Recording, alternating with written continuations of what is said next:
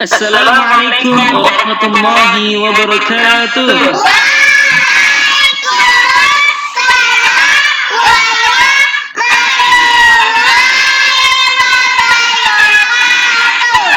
Alhamdulillah wassalatu wassalamu ala rasulillah amma ba'du. Kaifa halukum?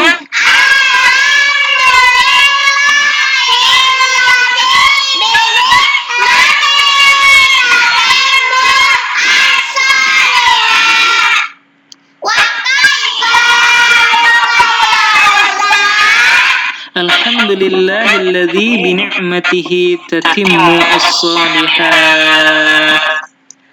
Baik, sebelum kita lanjutkan, saya ingin menyampaikan terkait dengan buku referensi yang kita gunakan, sebagaimana yang sudah kalian miliki, yaitu kita menggunakan buku ini, buku matematika untuk level SMP atau MTS kelas 9 yang diterbitkan atau dikeluarkan oleh Kementerian Pendidikan dan Kebudayaan Republik Indonesia tahun 2018.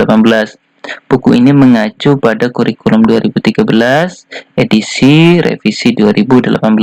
Insyaallah ini yang menjadi buku pegangan bagi kalian. Sebagian materi akan saya ambil dari sini, meskipun tidak semuanya Ustaz akan sampaikan, dan Ustaz juga mengambil referensi dari buku yang lainnya. Intinya yang Ustaz sampaikan di sini adalah poin-poin penting yang bisa menjadi acuan atau bekal kalian untuk memahami dari materi-materi yang akan Ustaz sampaikan. Baik, kita kembali ke daftar isi. Daftar isinya itu mengerucut pada 5 bab, yaitu bab pertama bilangan berpangkat dan bentuk akar, kemudian bab kedua persamaan kuadrat dan fungsi kuadrat, bab ketiga adalah transformasi, bab keempat kekongruanan dan kesebangunan, dan yang terakhir adalah bangun ruang sisi lengkung. Insyaallah kita mulai dari materi bilangan berpangkat dan bentuk akar. Oke, bab pertama, bilangan berpangkat dan bentuk akar, terbagi menjadi 2 bagian, yaitu bilangan berpangkat, bilangan bulat. Apa sih bilangan bulat? Itu bilangan yang terdiri dari bilangan bulat positif. Contoh berapa? 1, 2, 3, 4, 5, seterusnya. Ya, bukan yang pecahan ya.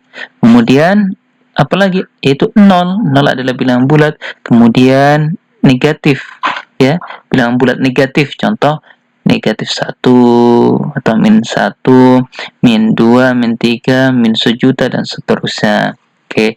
Kemudian yang kedua adalah kita belajar tentang bentuk akar dan bilangan berpangkat pecahan. Insyaallah nanti kita akan berikan contoh-contohnya. Dan jika kalian perhatikan di sini, ada kompetensi dasar atau disingkat KD, yaitu KD 3.1, menjelaskan dan melakukan operasi bilangan berpangkat bulat dan bentuk akar serta sifat-sifatnya. Kemudian KD 4.1 menyelesaikan masalah yang berkaitan dengan sifat-sifat operasi bilangan berpangkat bulat dan bentuk akar. Intinya dari KD ini adalah kalian dapat menjelaskan, kemudian melakukan operasi bilangan berpangkat dan bentuk akar, kemudian mengenal sifat-sifatnya, dan menyelesaikan masalah yang berkaitan dengan bilangan berpangkat bulat dan bentuk akar. Baik, bagian yang pertama itu bilangan berpangkat bilangan bulat. Yang akan kita bahas hari ini insyaallah hanya 2 poin saja, yaitu tentang pengertian perpangkatan bilangan dan bilangan berpangkat bilangan bulat. Langsung saja. Oke, pengertian perpangkatan bilangan. Perpangkatan adalah perkalian berulang dari suatu bilangan yang sama. Nah, misalkan di sini tertulis A pangkat N, yaitu A kali A kali A sebanyak N. Ya, contoh di sini. 3 kali 3 kali 3 kali 3 kali 3. 3-nya sebanyak berapa? Sebanyak 5. Maka dapat kita tuliskan sebagai 3 pangkat 5. Jadi 3 di sini adalah bilangan yang sama. Ya. Samanya ada berapa banyak? Ada 5. Kita tuliskan 3 pangkat 5. Nah, 3 ini disebut sebagai bilangan pokok atau basis, sedangkan 5 sebagai pangkat atau eksponen. Contoh lain misalkan 4 pangkat 7. 4 disebut sebagai apa? Basis, dan 7 disebut sebagai eksponen. Contoh lagi misalkan 2 pangkat 3. 2 pangkat 3, 2 sebagai basis, 3-nya sebagai eksponen. 2 pangkat 3 senilai dengan apa? 2 kali 2 kali 2. 2-nya sebanyak 3. 3 kali ya. Oke, lanjut.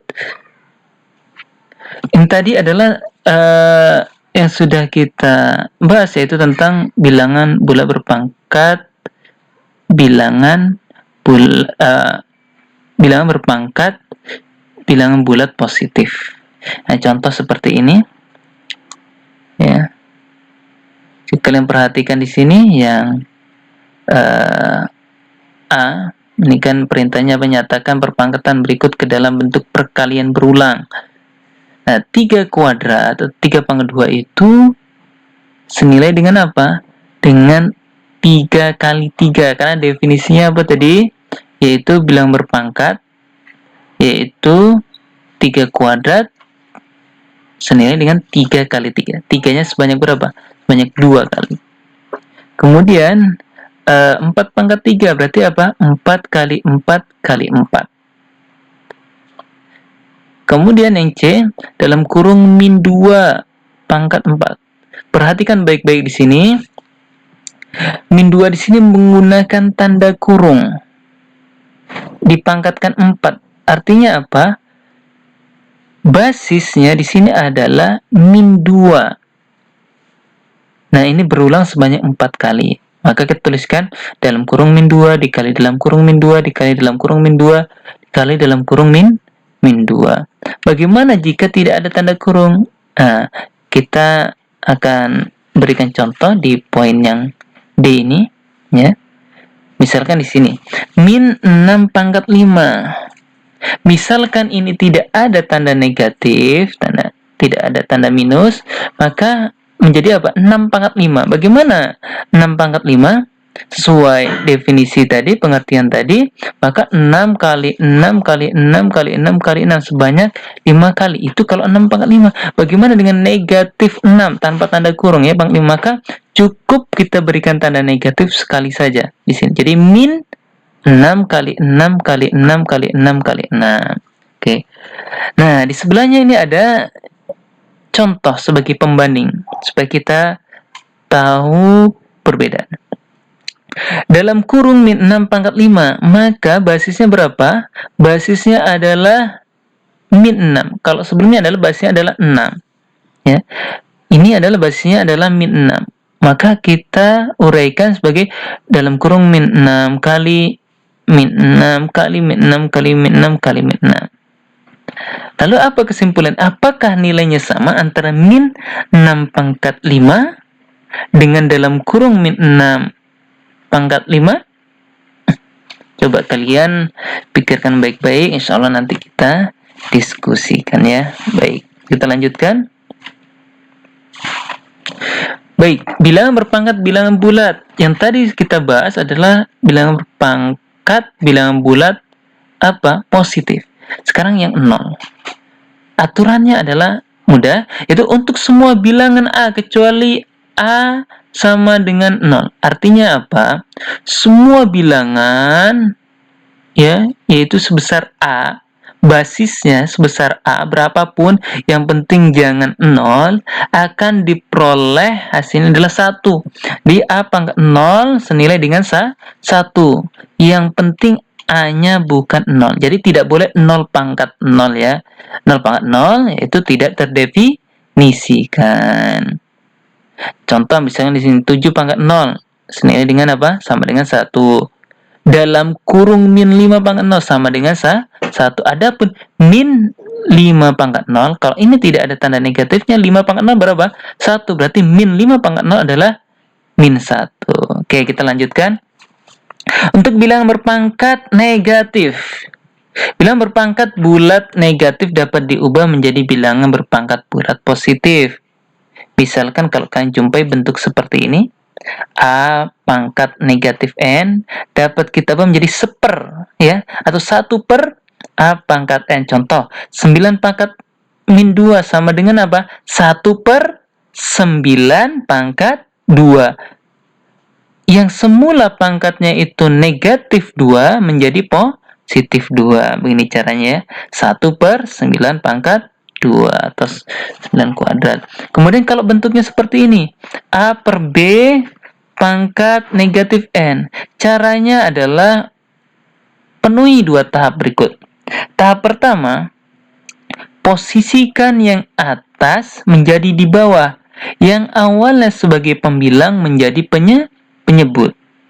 Begitu juga yang bawah kita ubah menjadi di atas. Yang awalnya penyebut menjadi pembilang. Itu tahap pertama. Tahap kedua, kita ubah yang awalnya pangkatnya negatif menjadi pangkat positif. Contoh di sini 4/5. Kita 4/5 dalam kurung pangkat negatif 3. Caranya kita ubah nih posisinya. 4 di atas kita tuliskan di bawah, dan 5 di bawah kita tuliskan di atas.